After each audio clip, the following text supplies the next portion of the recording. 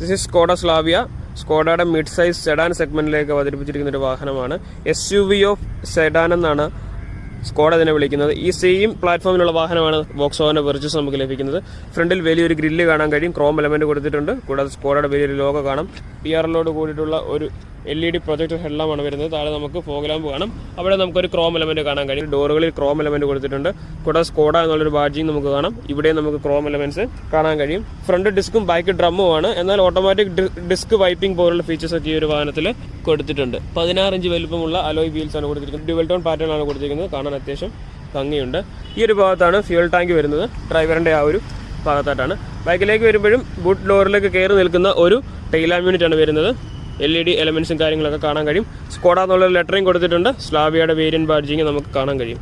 മുകളിൽ നമുക്ക് shark fin antenna വരുന്നുണ്ട്, ഡിഫോഗർ ലൈൻസ് വരുന്നുണ്ട്, റിവേഴ്സ് പാർക്കിംഗ് ലാമ്പും വരുന്നുണ്ട്. വൺ ടച്ച് ഓപ്പൺ ചെയ്യാൻ പറ്റുന്ന ഡോറാണ് കൊടുത്തിരിക്കുന്നത്.